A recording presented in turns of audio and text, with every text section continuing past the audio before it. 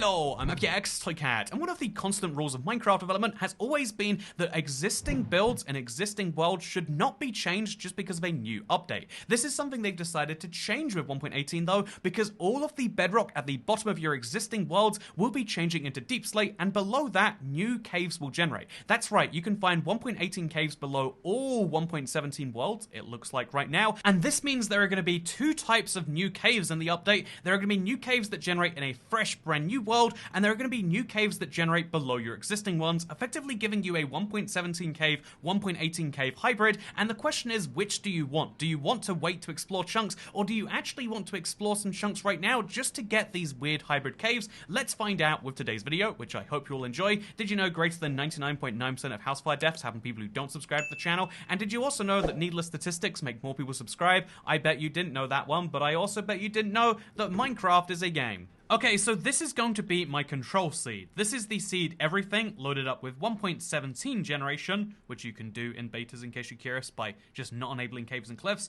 And this is the exact same seed, but loaded up with 1.18 generation, or caves and cliffs part 2, however you want to say it. It's very clear that the overworld is being updated, the thing that is on top of the rest of your game. However, it's also the caves below it. As you can see, there's this giant brand new cave right here. And so yeah, this means that the caves below everything I explore will also be entirely different. I mean, it does basically go without saying that this is not something that you would find in the 1.17 world, but if you want a direct comparison, here's what's at those coordinates. As you can see, a much sadder, technically cave, you could call it, that's underwater. But yeah, today's question isn't about the surface generation, though I definitely do want to show you what happens with that. It's about what's below the surface, because let's take, for instance, some coordinates right now. Let's dig down and we'll find a cave, no doubt, right? I mean, I imagine we'll find a cave. Who knows if we will? Apparently we don't find a cave.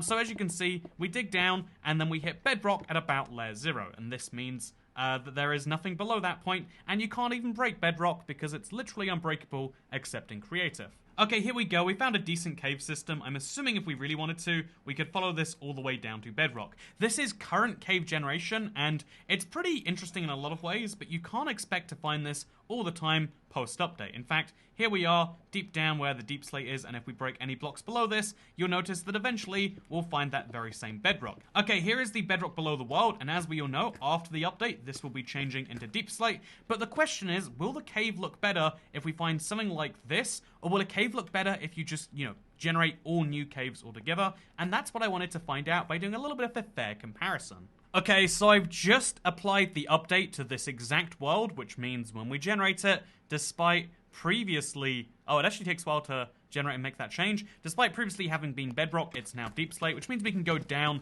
deeper than we could before, and now a lot of caves will effectively, with a layer of deep slate between them, be able to expand deeper. If you have a mining system, a way to get down there, that will also change after this update. And so now the question is, do caves look better with that weird ceiling in between them, or do they not? Here is a cave that generated naturally in Minecraft 1.18. It goes all the way from, what is this at the sky right here, 47 blocks up, all the way down past, -0, where the bedrock layer would be, and down to, what is this, -48? It's pretty crazy, actually, even before you consider the deep slate diamonds and the formations of the cave. What does this exact same cave look like after the update, let's say? Despite the fact that I've been within 10 blocks of this place, I hadn't been specifically here, and so, as a result, new caves can generate this close to where I previously had been. In fact, if we follow the cave long enough, we might find the specific point where new generation hits old. We do actually, yeah. You'll find weird walls in your cave.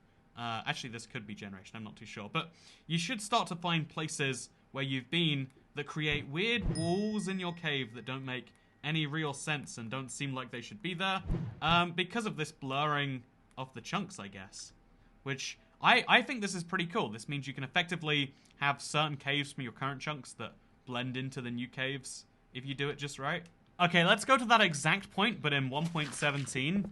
As you can see, we dig down and we get not too much of anything. There's no caves down here or anything. We should just eventually find, okay, here's a deep slate cave, and then eventually below that we'll find the bedrock layer. It's as simple as that. Boom, wow, magic. And then if you break below the bedrock, again, as you'd expect, there's nothing down here because this is what Minecraft looks like right now. However, if we take the same world, actually just for fun, let's take the same world and let's actually convert it to 1.18 while I'm below the bedrock, just to see how that looks. The answer is it looks like this. I think it... Oh, the answer is that it forces you above the bedrock layer. If you were below the bedrock layer before the update happened, it kind of forces you above it. And so the answer about what the cave looks like is it's like this. Actually, again, you know, it looks surprisingly similar. Oh, no, there we go. Okay, this is what we were looking for. As you can see, the exact same cave from 1.18 that previously expanded all the way up there has this big kind of layer on top of it. But otherwise, again, this is previous 1.17 caves. You can mine straight down from one and find yourself facing a 30 block gap and immediate death. So probably be careful, actually, when mining below your bedrock. But it's really, really cool to see this. Look at this. Wow. There is just a ceiling to this cave now, and then below that height, you'll find all of the new exciting, spicy ores. And so now that means we kind of have the best of both worlds, if you like, prior to 1.18 generation, because you've got all of this new stuff, which again, later on, will include things like the Deep Dark biome and the Warden below your existing world, should you ever want to mine down there. But if you don't want to mine down there, then all you gotta do is break your way up. Oh, actually, this is interesting. This is a little cave just below the main layer. If you don't like that stuff, you just mine up a little bit, and you find yourself in your existing 1.17 lack of caves in this case. But yeah, it's very interesting, right? Also very interesting, I have to do this just for fun.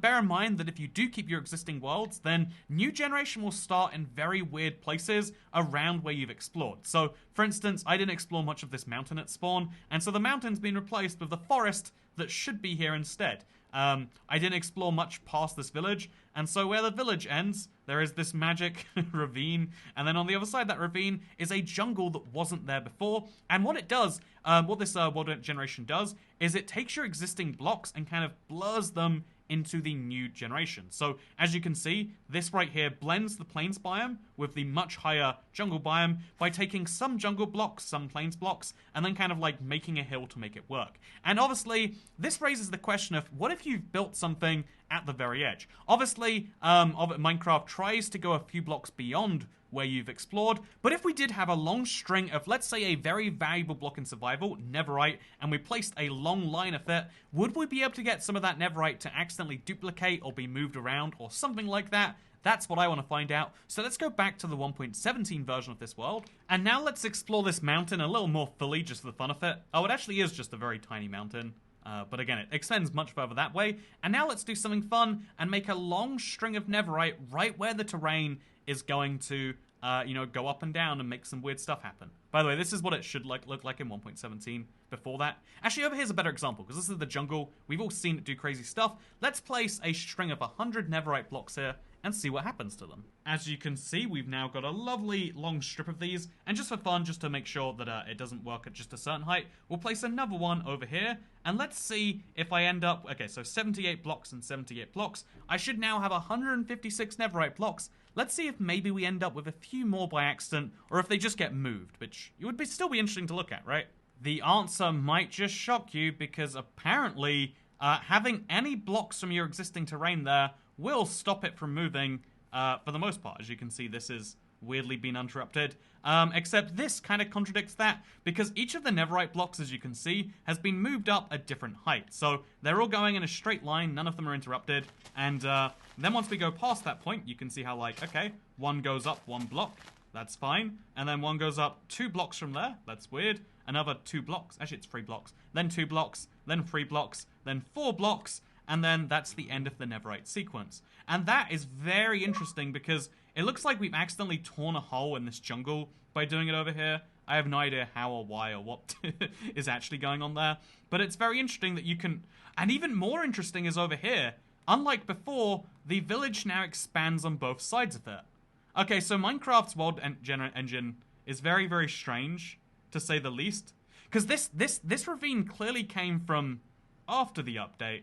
But then there's still more village on the other side. So it kept the village from prior to this update, but then put a ravine in the middle of it for some reason. I guess it probably goes on like a square basis, so it doesn't like have weird blocks going out by themselves, but it doesn't know how to deal with that and ravines at the same time. This is very interesting to look at, to say the least. And I don't know what the lesson to even learn from this is. You definitely can't duplicate blocks, it seems. As you can see, this line stops there, which is a few blocks before this line stops. It might even be removing blocks, if I'm being honest, because I don't see where the rest of those neverites are. Again, the real reason to explore existing worlds and then come to a wall is because of how interesting the engine will be when a new world hits an old world, and how many weird things will happen, which is maybe worth exploring all by itself. Like, look at this, for instance. This mountain transitions, I'd say seamlessly, but not really at all, into a birch hill and a roof forest, and then there's a cave entrance just beyond your old world. It's very, very interesting, and definitely worth checking out. Yeah, look at that. Can go straight into a lush cave from the existing chunks. And in some cases, also look at this. There's yeah, see, here's a weird example. There's just random floating water. It was probably there in the old caves, and they just decided to keep some. Where your caves hit new generation are also going to have weird things. This birch tree in the middle of nowhere.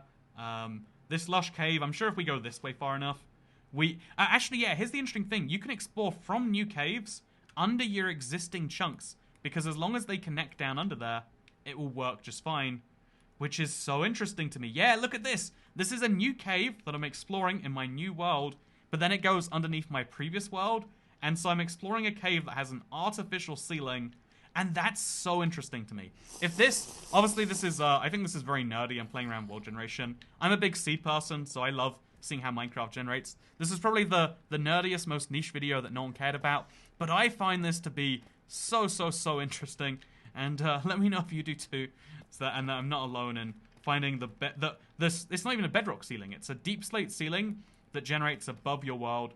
This is what we were hoping for.